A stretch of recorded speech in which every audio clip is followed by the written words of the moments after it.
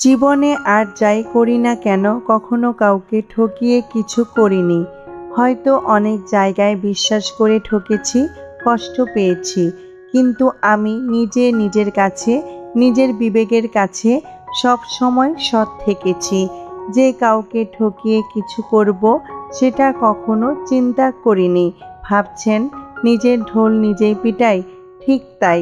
কিছু বিষয় নিয়ে নিজের ঢোল নিজে পিটানোর মধ্যেও আনন্দ আছে। দেখবেন আপনিও যদি নিজের কাছে নিজে সৎ থাকেন, তাহলে কে কি বলল সেটা বড় কথা না। আপনি আপনার বিবেকের কাছে বিশ্বাসী। আসসালামু আলাইকুম এভরিওয়ান।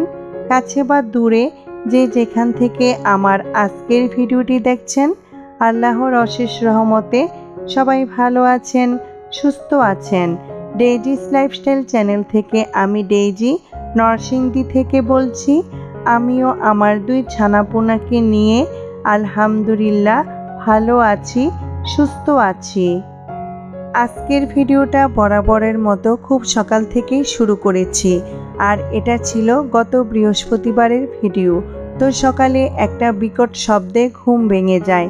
রুমের দরজা খুলে বারান্দায় এসে দেখি এটা আর কেউ না, আমার সাজনা গাছে একটা কাঠবিড়ালি বসে আছে।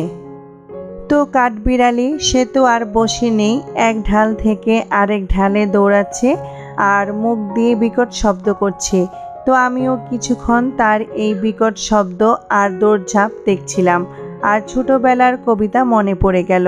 কাঠবিড়ালি কাঠবিড়ালি পেয়ারা তুমি খাও। সে কি আর পেয়ারা খাবে? সে তার বিকট শব্দ দিয়ে আমার ঘুম ভাঙতেই আমার সাজনা কাছে এসে বসেছে। তো যাই হোক, প্রকৃতির সৌন্দর্য সবসময় সুন্দর, তাই আপনাদের মাঝে এই প্রকৃতির সৌন্দর্য শেয়ার করলাম।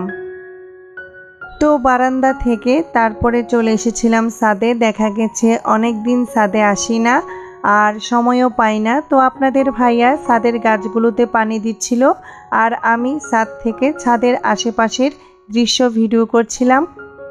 তো এরই মধ্যে কিন্তু আমরা ছাদ থেকে বাসায় চলে আসি, আর সবাই অফ ক্যামেরায় সকালে নাস্তা করে নিয়েছি।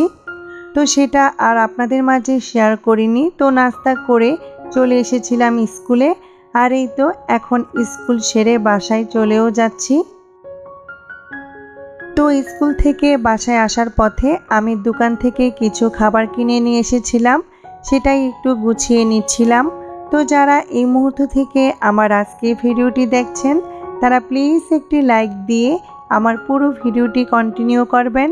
আর এখনও যারা আমার চ্যানেলটি সাবস্ক্রাইব করেননি, চাইলে আমার চ্যানেলটি সাবস্ক্রাইব করে পাশে থাকার বেল আইকনটি ক্লিক করে আমার চ্যানেলকে সাপোর্ট করে যেতে পারেন। তো আজকে কিন্তু ভিডিওতে আমার সংসারের তেমন কোনো কাজ শেয়ার করিনি। দেখা গেছে বিছানাপত্র গুছানো, ফার্নিচার পরিষ্কার করা, ঘর ঝাড় দেওয়া, এগুলো আমাদের প্রতিটা বাসার দৈনন্দিন কাজ। তাই এগুলো প্রতিদিন ভিডিওতে দেখাতে আমার নিজের কাছে বোরিং লাগে।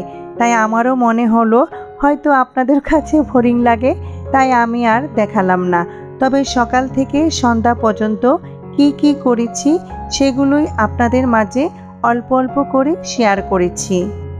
তো এই দিক থেকে আমি সব কিছু গুছিয়ে নিয়ে দুপুরের রান্নাটা করে নিচ্ছি। তো দুপুরে রান্না করেছিলাম আলু দিয়ে মুরগির ঝোল, সবজি খিচুড়ি, আর তার সাথে ছিল বেগুনের আচার। তো আজকে আমি রান্নার তেমন কোনো ডিটেলস শেয়ার করছি না। তো আমি আজকে চ্যানেল নিয়ে কিছু কথা বলবো। হয়তো থাম্বনেল দেখে অনেকেই বুঝে গেছেন কি নিয়ে কথা বলবো। তো চ্যানেল নিয়ে কথা বলার আগে আজকে আমি একটা আপুর কমেন্টস পড়ে নিচ্ছি। তো জোহান্স মম রেশমি আইডি থেকে রেশমি আপু জানতে চেয়েছিল আমার স্পাইসি কাচের জারগুলো আমি কোথা থেকে নিয়েছি আর এর দাম কেমন ছিল। তো আমার অনেক আপুরা কাচের জার পছন্দ করেছিল, তো সবার উদ্দেশ্যেই বলছি আমি এটা একটা অনলাইন পেজ থেকে নিয়েছি, আর পেজের নাম হচ্ছে ক্রাফট পান্ডা, আর দাম ছিল 1450 টাকা। তো ডেলিভারি সহ এর দাম নিয়েছে 1600 টাকা। তো আশা করছি আমার সব আপুরা কমেন্টসের উত্তরটা পেয়ে গেছেন। তো এখন আসি মূল কথায়। তো আমার আগে একটা চ্যানেল ছিল, সেটা রেখে এখন আমি নতুন চ্যানেল খুলেছি। তো আগের চ্যানেল বাদ দিয়ে আবার কেন নতুন চ্যানেল নিয়ে কাজ করছি সেই সম্পর্কে আপনাদের আজকে কিছু বলতে চাচ্ছি। তো আমরা যারা প্রথমে একটা ইউটিউব চ্যানেল খুলি তারা অনেকেই দেখা গেছে না বুঝে একটা শখের বশে চ্যানেল খুলে থাকি, কিন্তু যখন ইউটিউবে কন্টিনিউ কাজ করতে থাকি তখন কিন্তু সেটা আর শখ থাকে না, সেটা হয়ে যায় প্রফেশনাল।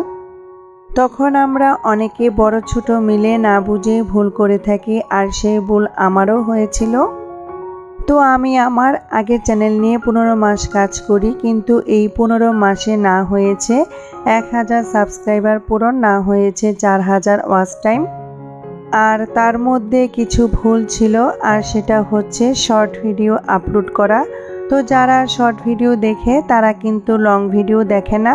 তো দেখা গেছে এতে করে আমার চ্যানেলে তেমন কোনো ওয়াচ টাইম হতো না।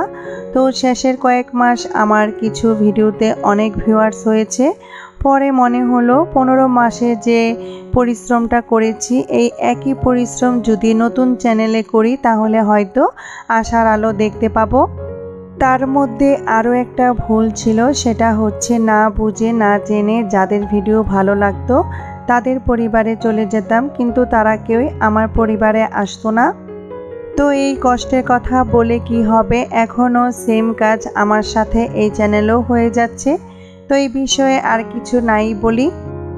এই ভিডিও দেখা নিয়ে বা সাবস্ক্রাইব নিয়ে কিছু বলতে চাই না, কারণ এই 15 মাস কাজ করে এইটুকু বুঝতে পেরেছি এই প্ল্যাটফর্মে আবেগ অনুভূতি কাজ করে না। এখানে যে যত পরিশ্রম করবে সেই সফল হবে। তাই আমার পরিবারে এখন কে আসলো তা নিয়ে আর ভাবি না। আমি যদি এই প্ল্যাটফর্মে ভালো কাজ করে থাকি তাহলে আমার বিশ্বাস একদিন আমার ভিডিও দেখার জন্য হয়তো অনেক সাধারণ দর্শক আসবে। মনে হচ্ছে বড় কথা বলে ফেললাম, হয়তো এখন এটাই হচ্ছে আমার মনের সান্ত্বনা। তো যাই হোক, আগে যে ভুল করেছি সেই ভুল আর করতে চাই না। তবে অনেকে আছেন একটা ভুল করেন, ভিডিওর কমেন্টস বক্সে এসে আপনারা বলেন পাশে আছি, বন্ধু হয়ে আছি। দয়া করে ভিডিওর কমেন্টস বক্সে এসে এই কমেন্টস করবেন না, এতে করে আমার আপনার দুজনেরই চ্যানেলের ক্ষতি হচ্ছে। তো যারা আমার পরিবারে আসতে চান তারা আমার কমিউনিটি বক্সে এসে কমেন্টস করে যাবেন, তো এতে করে আমি বুঝতে পারবো আর আমিও ঠিক সময় সুযোগ বুঝে আপনাদের পরিবারে চলে আসব। তো জানি না আমার আজকে ভিডিও দেখে কথাগুলো শুনে আপনারা কেউ কষ্ট পেয়েছেন কিনা। যদি কষ্ট পেয়ে থাকেন তাহলে বলবো ক্ষমা সুন্দর দৃষ্টিতে দেখবেন। তো এই দিক থেকে আমি বেগুনের আচারটা করে নিয়েছি। তো আমি আগেই বলেছিলাম আজকে কোনো রান্নার ডিটেলস আপনাদের মাঝে শেয়ার করব না, তাই বেগুনের আচারটা কিভাবে বানিয়েছি সেটাও আমি আপনাদের মাঝে শেয়ার করতে পারলাম না।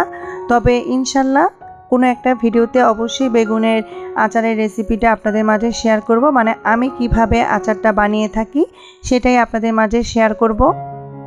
তো এই দিক থেকে বেগুনের আচার হয়ে গেছে। তো আমি অফ ক্যামেরায় সবজি খিচুড়ি বসিয়ে দিয়েছিলাম, আর সেটাও হয়ে গেছে। তো খিচুড়ি নামানোর আগে আমি উপর থেকে একটু ঘি দিয়ে নিয়েছি, আর এতে করে খিচুড়ি খেতে অনেক মজার হয়েছিল। তো এই দিক থেকে আমি দুপুরে রান্না সেরে তো টেবিলে খাবার দিয়ে নিয়েছি, আর এই দিয়ে আমরা আলহামদুলিল্লাহ সবাই দুপুরে খাবারটা খেয়ে নিয়েছিলাম। আর এটা হচ্ছে সন্ধ্যার একটু আগে। তো আমি একটু বাহিরে গিয়েছিলাম, তো বাহির থেকে এসে ভাবলাম সবাইকে সন্ধ্যার নাস্তা দেই। তো আমি স্কুল থেকে আসার পথে যে শুকনা খাবার নিয়ে এসেছিলাম তো সেটাই আমি সবার জন্য প্লেটে সাজিয়ে নিয়েছি। তো এখানে আমি নাস্তা হিসাবে লাড্ডু আর কেক নিয়েছি, আর এই দিয়ে আমরা সবাই সন্ধ্যার নাস্তা করে নিয়েছিলাম। তবে প্রথমে আমি আর আপনাদের ভাইয়া সন্ধ্যার নাস্তা করে নিয়েছি, পরে আমার 2 ছানাপোনা নাস্তা করে নিয়েছিল। তো এই ছিল আমার আজকের ভিডিও। তো আমার আজকের ভিডিও আপনাদের কাছে কেমন লেগেছে অবশ্যই কমেন্টস করে জানাবেন। তো আজকের মতো এখানেই বিদায় নিচ্ছি। সবাই ভালো থাকবেন, সুস্থ থাকবেন। আল্লাহ হাফেজ।